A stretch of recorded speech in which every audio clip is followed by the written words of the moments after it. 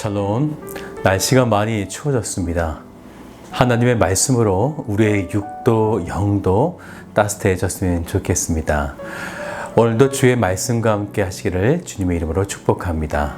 오늘 말씀은 사도행전 27장 말씀 되겠습니다. 제 27장. 우리가 배를 타고 이달리아에 가기로 작정되매 바울과 다른 죄수 몇 사람을 아구스도대의 백부장 율리오란 사람에게 맡기니 아시아 해변 각처로 가려 하는 아드라무테노 배에 우리가 올라 항해할세 마게도냐의 데살로니가 사람 아리스다고도 함께하니라.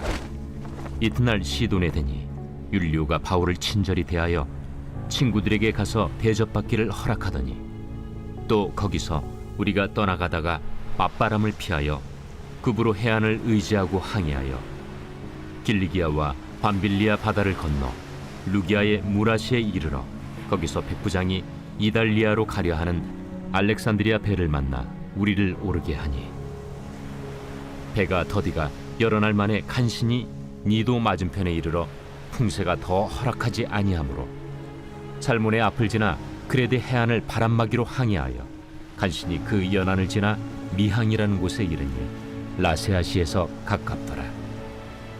여러 날이 걸려 금식하는 절기가 이미 지났으므로 항해하기가 위태한지라 바울이 그들을 권하여 말하되 여러분이여, 내가 보니 이번 항해가 하물과 배만 아니라 우리 생명에도 타격과 많은 손해를 끼치리라. 백부장이 선장과 선주의 말을 바울의 말보다 더 믿더라. 그 항구가 겨울을 지내기에 불편하므로 거기서 떠나 아무쪼록 베닉스에 가서 겨울을 지내자 하는 자가 더 많으니 베닉스는 그레데 항구라. 한쪽은 서남을 한쪽은 서북을 향하였더라. 남풍이 순하게 불매 그들이 뜻을 이룬 줄 알고 닻을 감아 그레데 해변을 끼고 항해하더니 얼마 안 되어 섬 가운데로부터 유라굴로라는 광풍이 크게 일어나니 배가 밀려 바람을 맞추어 갈 수 없어 가는 대로 두고 쫓겨가다가 가우다라는 작은 섬 아래로 지나 간신히 거루를 잡아 끌어올리고 줄을 가지고 선체를 둘러감고 수르디스에 걸릴까 두려워하여 연장을 내리고 그냥 쫓겨가더니 우리가 풍랑으로 심히 애쓰다 이튿날 사공들이 짐을 바다에 풀어버리고 사흘째 되는 날에 배의 기구를 그들의 손으로 내버리니라. 여러 날 동안 해도 별도 보이지 아니하고 큰 풍랑이 그대로 있음에 구원의 여망마저 없어졌더라. 여러 사람이 오래 먹지 못하였음에 바울이 가운데 서서 말하되 여러분이여, 내 말을 듣고 그레데에서 떠나지 아니하여 이 타격과 손상을 면하였더라면 좋을 뻔하였느니라. 내가 너희를 권하노니 이제는 안심하라. 너희 중 아무도 생명에는 아무런 손상이 없겠고 오직 배뿐이리라. 내가 속한 바 곧 내가 섬기는 하나님의 사자가 어젯밤에 내 곁에 서서 말하되 바울아, 두려워하지 말라. 내가 가이사 앞에 서야 하겠고 또 하나님께서 너와 함께 항해하는 자를 다 내게 주셨다 하였으니 그러므로 여러분이여 안심하라. 나는 내게 말씀하신 그대로 되리라고 하나님을 믿노라. 그런즉 우리가 반드시 한 섬에 걸리리라. 열나흘째 되는 날 밤에 우리가 아드리아 바다에서 이리저리 쫓겨가다가 자정쯤 되어 사공들이 어느 육지에 가까워지는 줄로 짐작하고 물을 재어보니 20길이 되고 조금 가다가 다시 재니 15길이라. 암초에 걸릴까 하여 고물로 단 넷을 내리고 날이 새기를 고대하니라. 사공들이 도망하고자 하여 이물에서 닻을 내리는 채하고 거룻배를 바다에 내려놓거늘 바울이 백부장과 군인들에게 이르되 이 사람들이 배에 있지 아니하면 너희가 구원을 얻지 못하리라. 이에 군인들이 거룻줄을 끊어 떼어버리니라. 날이 새어가매 바울이 여러 사람에게 음식 먹기를 권하여 이르되 너희가 기다리고 기다리며 먹지 못하고 줄인 지가 오늘까지 열나흘인즉 음식 먹기를 권하노니 이것이 너희의 구원을 위하는 것이요 너희 중 머리카락 하나도 잃을 자가 없으리라. 떡을 가져다가 모든 사람 앞에서 하나님께 축사하고 떼어 먹기를 시작하며 그들도 다 안심하고 받아 먹으니 배에 있는 우리의 수는 전부 276명이더라. 배부르게 먹고 밀을 바다에 버려 배를 가볍게 하였더니 날이 새매 어느 땅인지 알지 못하나 경사진 해안으로 된 항만이 눈에 띄거늘 배를 거기에 들여다 댈 수 있는가 의논한 후 닻을 끊어 바다에 버리는 동시에 키를 풀어 늦추고 돛을 달고 바람에 맞추어 해안을 향하여 들어가다가 두 물이 합하여 흐르는 곳을 만나 배를 걸매 이 물은 부딪혀 움직일 수 없이 붙고 고물은 큰 물결에 깨어져 가니 군인들은 죄수가 헤엄쳐서 도망할까 하여 그들을 죽이는 것이 좋다 하였으나 백부장이 바울을 구원하려 하여 그들의 뜻을 막고 헤엄칠 줄 아는 사람들을 명하여 물에 뛰어내려 먼저 육지에 나가게 하고 그 남은 사람들은 널조각 혹은 배 물건에 의지하여 나가게 하니 마침내 사람들이 다 상륙하여 구조되니라.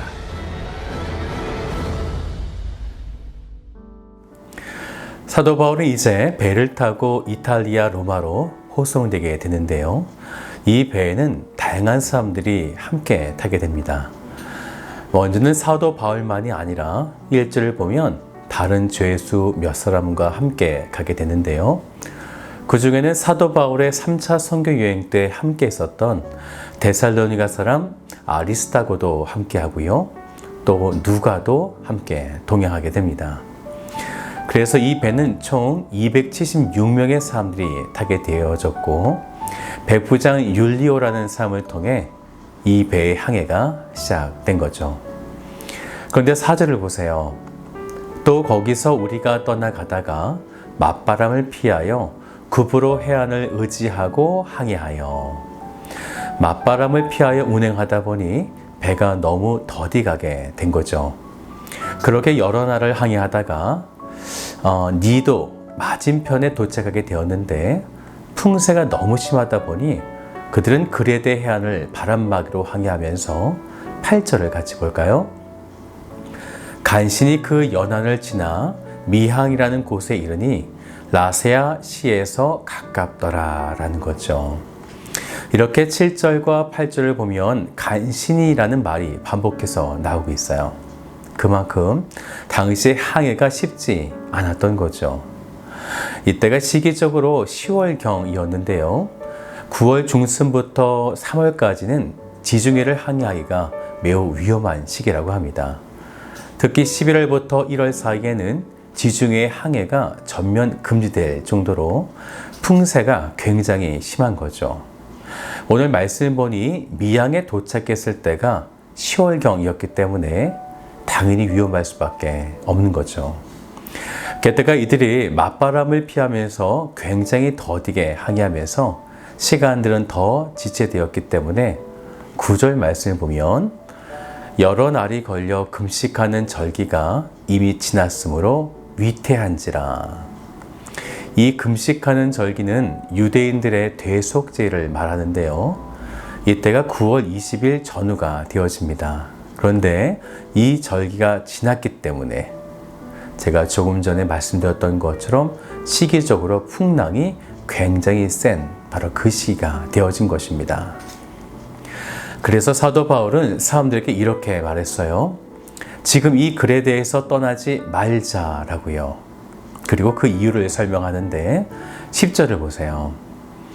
말하되 여러분이여 내가 보니 이번 항해가 하물과 배뿐 아니라 우리 생명에도 타격과 많은 손해를 끼치리라. 여기에서 보니라고 한 단어는요, 성령의 감동에 의하여 보았다라는 의미가 됩니다. 그러면 바울의 말을 들은 사람들은 어떻게 하면 좋을까요? 안타깝게도 성령의 감동을 받은 사도 바울의 말을 들어야 하지만 11절 보세요. 백부장이 선장과 선주의 말을 바울의 말보다 더 믿더라. 상한 여러분, 왜 그랬을까요? 선장과 선주는 항해 전문가이기 때문에 그렇습니다. 그래서 믿더라의 단어가 수동태예요. 그들의 의견에 전적으로 굳게 믿고 따라가고 있다라는 거죠. 더군다나 미항이라고 하는 곳은 굉장히 추웠기 때문에 내년 3월까지를 기다렸다가 가기에는 많은 어려움이 있다고 백부장은 생각한 것입니다. 잠언 9장 10절 말씀을 보면 이런 말씀이 있죠. 여호와를 경외하는 것이 지혜의 근본이요 거룩하신 자를 아는 것이 명철이니라. 이 명철이라고 하는 영어는 인사이트라고 해서 통찰력이란 뜻이죠. 그런데 이 인사이트, 통찰력은 사람들의 지혜나 경험을 통해 주어진 것이 아니라 하나님의 영을 통해 주어진다는 것입니다. 하나님이 주신 통찰력을 가진 사도 바울의 말을 듣지 않은 사람들의 모습을 우리 한번 찾아볼까요? 14절을 같이 읽어봅시다. 얼마 안 되어 섬 가운데로부터 유라굴로라는 광풍이 크게 일어나니 이 광풍은 갑자기 찾아온 것이 아닙니다. 이미 예견된 것이죠. 이 시기에는 이런 광풍이 자주 있었기 때문이에요. 결국 어떻게 되었을까요?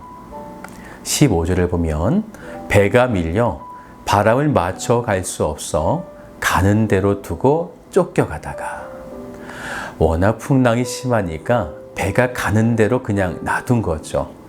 결국 사람의 경험, 지식을 가지고 나아갔던 이 항해는 18절을 볼까요?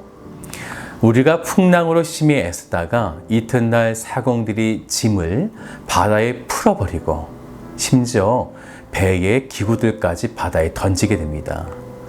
배의 기구들은 항해할 때 반드시 있어야 하는 필수 물품들인데 그것조차 필요 없게 된 것이죠. 이제 배에 탄 276명의 사람들의 운명은 어떻게 될까요? 20절을 보세요. 큰 풍랑이 그대로 있음에 구원의 여망마저 없어졌더라. 백부장 한 사람의 선택으로 모든 사람들이 죽을 위기에 놓인 것입니다. 그런데 또 다른 한 사람이 그 순간 일어서게 되죠. 바로 사도 바울입니다. 22절을 같이 볼까요? 내가 너희를 권하노니 이제는 안심하라.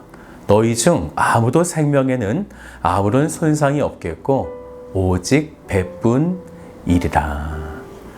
사도 바울이 무슨 근거로 이렇게 말했을까요? 사도 바울이 어디를 반드시 가야 합니까? 바로 로마이죠. 그래서 24절 말씀을 보면 하나님의 사자가 어젯밤에 이렇게 말씀했다는 거예요. 바울아, 두려워하지 말라. 내가 가이사 앞에 서야 하겠고 또 하나님께서 너와 함께 항해하는 자를 다 내게 주셨다 하였으니 가이사 앞에, 로마의 황제 앞에 설 것이다 라는 것입니다. 사랑하는 여러분, 이것이 바로 사도 바울의 소명의식입니다. 소명의식은 어떤 일이 일어나도 두려워하지 않습니다. 왜냐하면 하나님이 이루어 나가실 것을 신뢰하기 때문이죠. 이제 그들은 풍랑과 광풍으로 배가 깨어지고 또 군인들은 그때에 죄수가 헤엄쳐 도망갈까 칼로 죽이려고 하게 됩니다. 이 순간이 얼마나 다급했을까요? 그런데요, 44절을 보세요. 마침내 사람들이 다 상륙하여 구조되니라. 아멘. 사랑하는 여러분, 이것이 결과입니다. 이것이 소명의식을 가진 그 한 사람을 통해 이루어진 구원의 결과가 되어집니다.